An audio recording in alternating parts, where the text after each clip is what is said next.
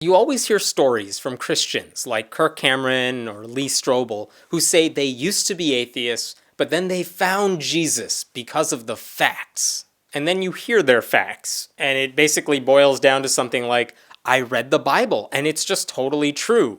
Or, I looked at the evidence and Jesus totally had to come back from the dead.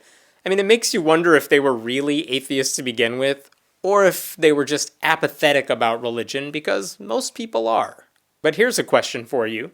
Do real, vocal, active atheists ever find God? And if they do, what the hell is going on there?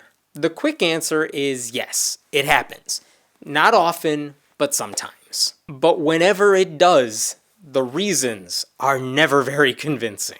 There's actually a famous case of a philosopher named Antony Flew who was a very vocal atheist for most of his life. And then toward the end of it, in his 80s, he announced that he did believe in God, but only in a deistic sort of way.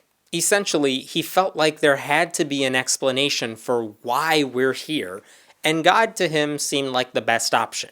Flew didn't believe in the afterlife, and he didn't buy into the whole Jesus thing, but he thought the idea of a higher power made some sense. He even said in an interview that he believed in a, quote, inoffensive, inactive God. So let's admit, he's no Pat Robertson and he's no Rick Warren. He still thought guys like them were wrong. But that didn't stop Christians from claiming Flew as one of their own. If there are conversion stories of atheists becoming religious, they are few and far between, at least relative to the number of religious people who become atheists. And every time an atheist finds God, it's always along the lines of, there's something I can't explain, so I guess I believe. That's about as good as they can get. And by the way, it's really rare for an atheist to turn to a specific religion.